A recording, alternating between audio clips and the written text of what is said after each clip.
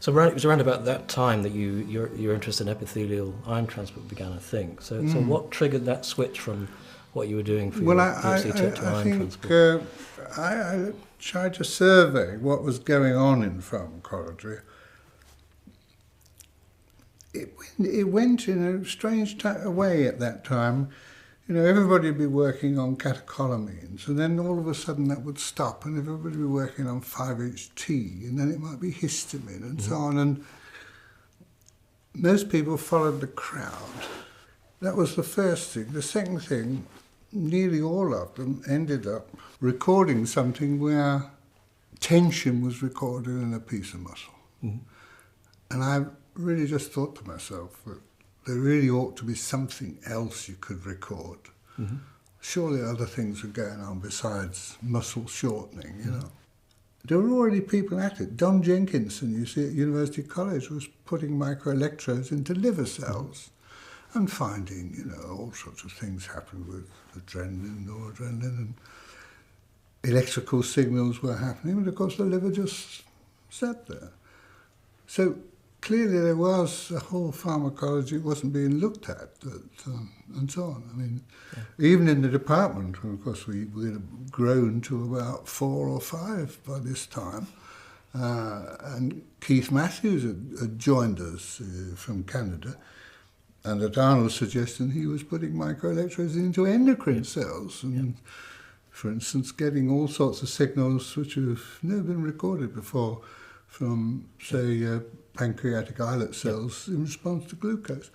So I think I was driven by thinking there must be more to it than just recording from muscle. Everything goes in through some barrier, and everything you lose goes out through a barrier. And there must be processes that are worth looking at and are modifiable by drugs. Yeah.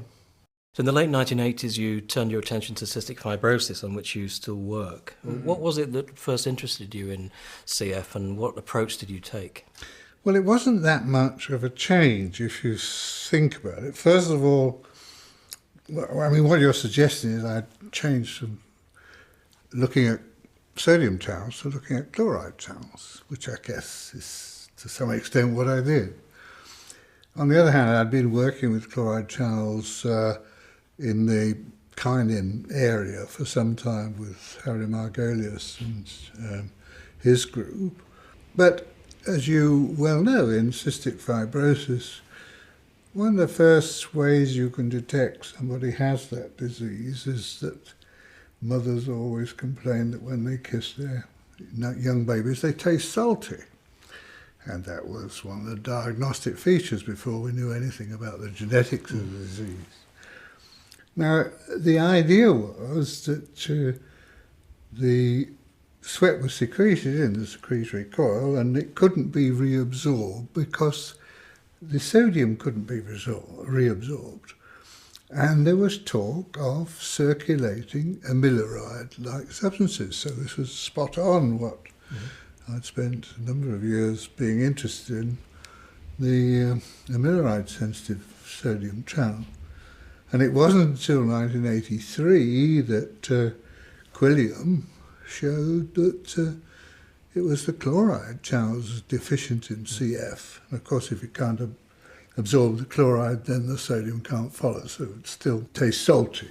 The other thing is we were terribly fortunate being located where we were, close to Wellcome CRC, because that's where Martin Evans was, and him and his stem cells, which he more recently got awarded a Nobel Prize.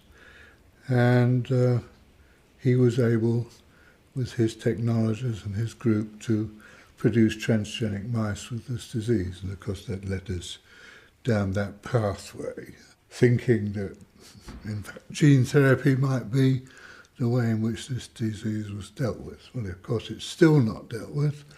And in my view, I think gene therapy for this disease is a long, long way off. And I think a pharmacotherapeutic approach is far more likely, and indeed currently there are some really quite promising drugs in clinical trial. So you think the prospects are good then? I think they are better than they've ever been and give some considerable hope to people with this disease.